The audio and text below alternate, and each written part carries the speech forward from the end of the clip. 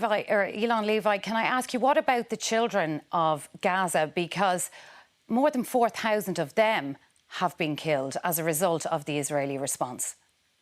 The suffering in the Gaza Strip as a result of Hamas's decision to declare war on us on October 7th is heartbreaking. None of us want to be in this situation. This isn't a war that Israel started. It's not a war that we wanted. It's not a war that we even expected. It's a war that Hamas declared on us with the October 7th massacre, with that spectacular cruelty when they invaded and tortured and mutilated children in front of their parents before executing them, burning whole families alive. And we are doing everything we can inside the Gaza Strip to get civilians out of harm's way.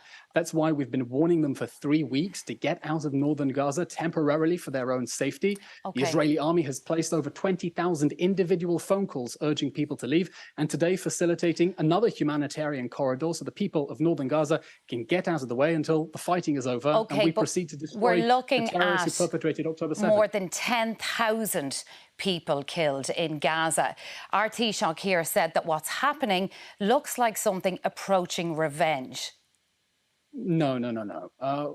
What Israel is pursuing is its legitimate right of self-defense, as most Western governments have accepted, to defeat the terror organization that perpetrated October 7th, so it can never do it again. But was there not another way to do that? This response has been unprecedented. More than 10,000 people killed.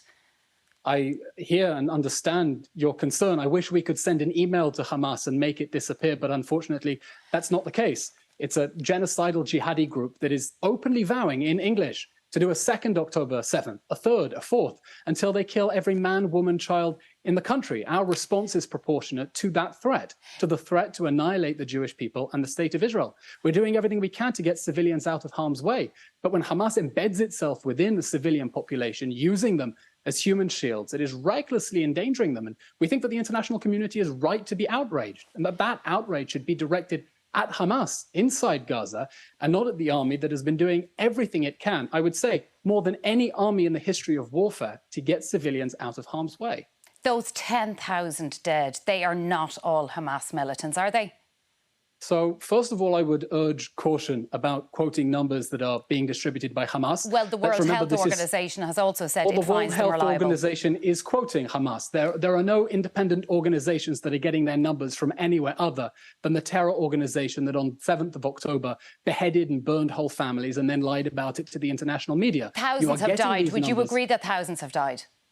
I do not know the exact number. I'm saying, as we saw just the other week, when an Islamic Jihad rocket hit a hospital and Hamas immediately blamed Israel, that the world should treat anything Hamas is saying with a huge pinch of salt, because Hamas is deliberately spreading disinformation to attract international sympathy and stop Israel from exercising its legitimate right to dismantle the terror organization that perpetrated the biggest massacre of Jews since the Holocaust. UN agencies and charities have also called for a ceasefire. However, they say the humanitarian situation on the ground is unbearable, that civilians are bearing the brunt of this.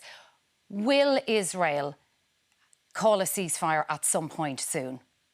No, there will be no ceasefire that leaves our hostages inside Gaza and that leaves Hamas in power. There was a ceasefire on the 6th of October. Hamas broke it and brutally massacred 1,400 people. Hamas doesn't get to ask for a ceasefire just because it's being clobbered.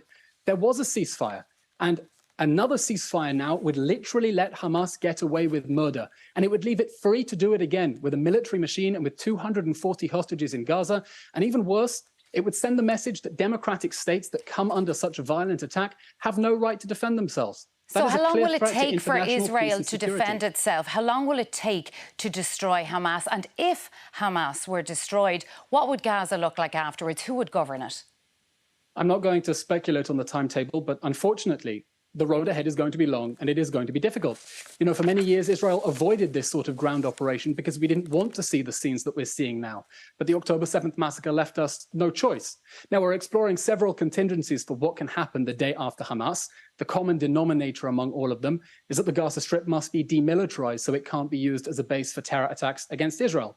What I can say is the day after Hamas, the Gaza Strip will be such that it no longer presents a security threat to the south of Israel, will give security to Israel's people, and will give new opportunities for the Palestinians. And do you believe that what Israel, choose a different path? Do you believe what Israel is now doing to the Gaza Strip, destroying infrastructure, killing thousands of people, leaving children orphaned, will make Israel a more secure state?